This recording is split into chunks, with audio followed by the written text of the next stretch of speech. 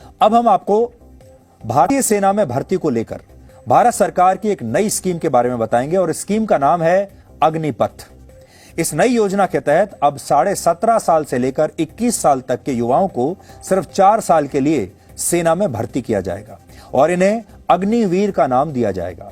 और हर साल सेना के तीनों अंगों में लगभग 50,000 अग्निवीरों की भर्ती होगी और इस नए कदम से भारतीय सेना की औसत आयु 32 वर्ष से घटकर अब 26 वर्ष हो जाएगी। यानी भारतीय जवान जो हैं, भारतीय सेना की जो आयु है, भारतीय सेना अब जवान हो जाएगी और पेंशन का खर्चा भी काफी हद तक बचेगा। यानी इसमें आधुनिकीकरण भी है और पैसे की बचत भी है। इस योजना को हम आपको 5 पॉइंट्स में समझाएंगे और आप चाहें तो यह जानकारी नोट कर सकते हैं क्योंकि यह बहुत महत्वपूर्ण है। पहला पॉइंट, यह योजना तीनों सेनाओं की भर्तियों पर लागू होगी, यानी नेवी, एयरफोर्स और भारतीय सेना। और इसमें ऑफिसर रैंक से नीचे के जो पद होते हैं उन पर भर्तियां की जाएंगी। यानी सेना में जो नॉन कमीशन्ड रैंक होती हैं, ये भर्तियां उन पदों के लिए है, ऑफिसर से नीचे के पदों के लिए।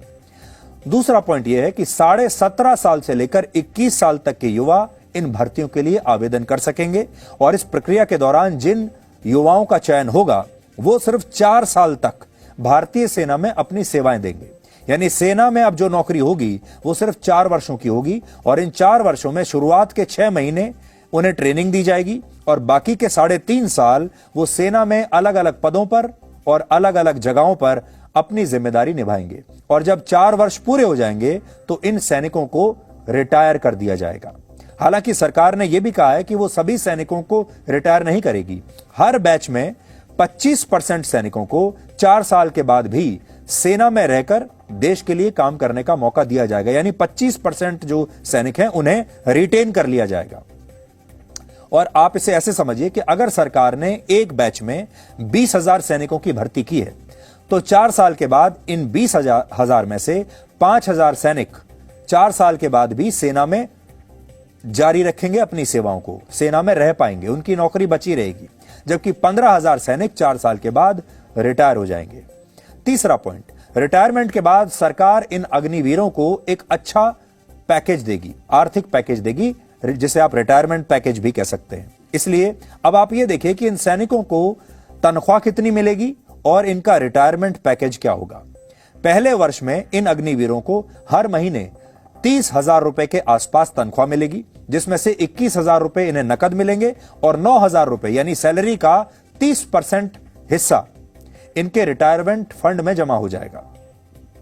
दूसरे वर्ष में हर महीने 33,000 रुपए, तीसरे वर्ष में 36,500 रुपए और चौथे वर्ष में हर महीने 40,000 रुपए का वेतन इन्हें मिलेगा, जिसमें से 12,000 रुपए हर महीने रिटायरमेंट फंड में चले जाएंगे। यानी जो इन हैंड सैलरी इनकी होगी वो पहले साल में 21,000 रुपए होगी और चौथे साल में 28,000 रुपए के आसपास पहुंच जाएगी।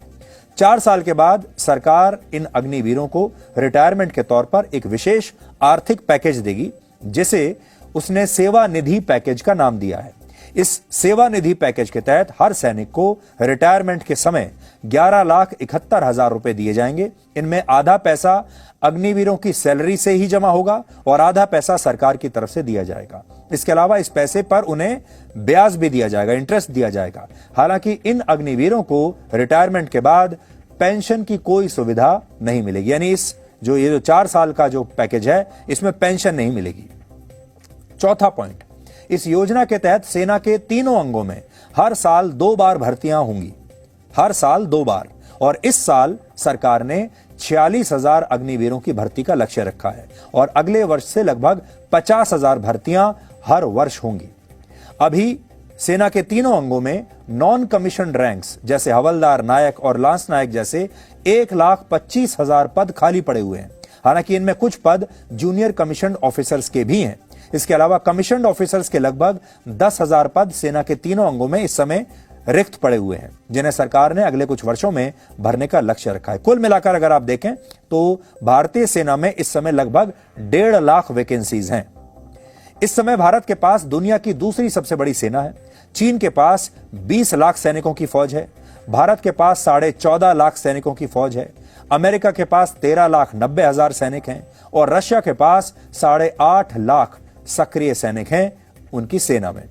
सरकार ने यह भी कहा है कि वो इन अग्निवीरों को एक खास सर्टिफिकेट भी देगी, जिसके आधार पर उन्हें अपना कारोबार, अपना बिजनेस, अपना काम शुरू करने के लिए बैंकों से बहुत आसान शर्तों पर लोन भी मिल जाएगा, अगर वो इस सर्टिफिकेट को दिखाएंगे। इसके अलावा प्राइवेट क्षेत्र में भी उन्हें आसानी से इस सर्टिफिकेट के बाद नौकरियां मिल जाएंगी। और आखिरी पॉइंट ये भर्तियां ऑल इंडिया मेरिट बेसिस पर होंगी।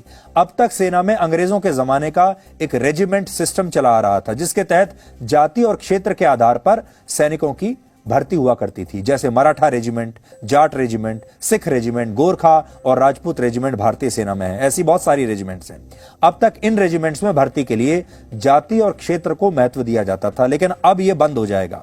अब भारत का कोई भी नागरिक किसी भी रेजिमेंट में भर्ती हो सकेगा। और सरकार ने कहा है कि अगले 10 वर्षों में सेना से अंग्रेजों के जमाने का रेजिमेंट सिस्टम समाप्त हो जाएगा और सेना में अब तक का यह सबसे बड़ा बदलाव होगा। अब आपके मन में यह सवाल भी होगा कि आखिर इस योजना की जरूरत क्या थी। तो अब आपको इसके पीछे की सोच बताते हैं, इसमें क्या सोच है। इससे भारतीय सैनिकों की औसत उम्र कम हो जाएगी और सेना में ज्यादा से ज्यादा युवा अपनी सेवाएं दे सकेंगे। उनकी क्षमता, जो युवा होते हैं उनकी क्षमता ज्यादा होगी, वो ज्यादा प्रोडक्टिव होंगे, ज्यादा से ज्यादा युवाओं को सेना में काम करने का अवसर मिलेगा। फिलहाल भारतीय सैनिकों की जो औसत उम्र है वो है 32 वर्ष, जबकि अमेरिका के सैनिकों की औसत उम्र 27 वर्ष है। ब्रिटेन के सैनिकों की औसत उम्र 30 वर्ष है। यानी हमारे सैनिकों की औसत उम्र इन देशों के सैनिकों से ज्यादा है। यानी आप कह सकते हैं कि भारतीय सेना बूढ़ी हो रही है। लेकिन इस योजना की मदद से अगले कुछ वर्षों में भारतीय सैनिकों की औसत उम्र 32 से घटकर 26 वर्ष हो जाएगी। सेना किसी भी देश के लिए उसकी रीढ़ होती है और अगर यह रीढ़ कमजोर हो जाए या बूढ़ी हो जाए तो देश अपने दुश्मनों का मजबूती से मुकाबला नहीं कर सकता। इसलिए सेना में देश के युवाओं को मौका देना एक बहुत ही क्रांतिकारी सोच है। दूसरा कारण यह है कि इससे सरकार हथियारों की खरीद पर ज्यादा पैसा खर्च कर पाएगी। अब तक सरकार को अपने रक्षा बजट का आधे से ज्यादा हिस्सा सैनिकों को उनकी तनख्वाह और पेंशन देने पर ही खर्च करना पड़ता था। यानी आधा जो पैसा है वो तो पेंशन और सैलरी पर चला जाता था। लेकिन इस योजना के लागू होने से यह खर्च धीरे धीरे कम हो जाएगा, क्योंकि इससे पेंशन का खर्च बचेगा। वर्ष 2020 और 21 में भारत का रक्षा बजट 4,85,000 करोड़ रुपए का था, जिसमें से 28% यानी 1,34,000 करोड़ रुपए सरकार ने तनख्वाह देने पर खर्च किए। 26% यानी 1,28,000 करोड़ रुपए सिर्फ पूर्व सैनिकों को पेंशन देने पर खर्च हो गए और केवल 27% यानी 1,31,000 करोड़ रुपए नए हथियारों को खरीदने के लिए बचे।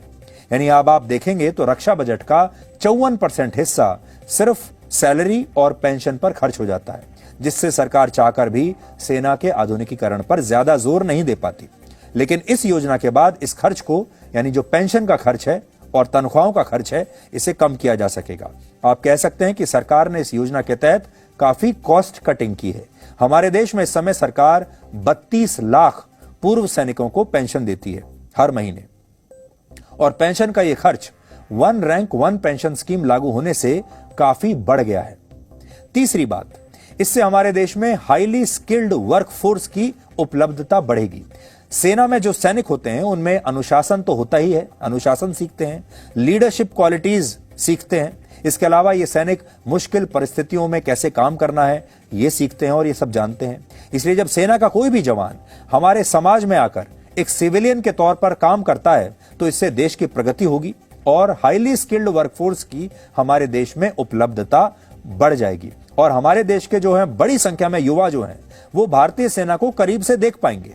एक और बात, ये सिर्फ नौकरी नहीं है, बल्कि आप इसे ऐसे समझिए कि सरकार देश के हर नागरिक को, हर युवा नागरिक को 4 साल तक देश की रक्षा करने का एक मौका दे रही है और इसके लिए इन सैनिकों का 1 करोड़ रुपए का बीमा कराया जाएगा, जिसका प्रीमियम खुद सरकार भरेगी। इसलिए जो बात आज आपको समझनी है वो ये कि सेना में कोई भी व्यक्ति नौकरी करने के लिए नहीं जाता, बल्कि सेना को हम देशभक्ति के नजरिए से देखते हैं। सैनिक हमारे रक्षक हैं और अब सरकार चाहती है कि देश के ज्यादा से ज्यादा युवा भारतीय सेना में आकर 4 वर्षों के लिए देश के रक्षक बने, देश की सेवा करें।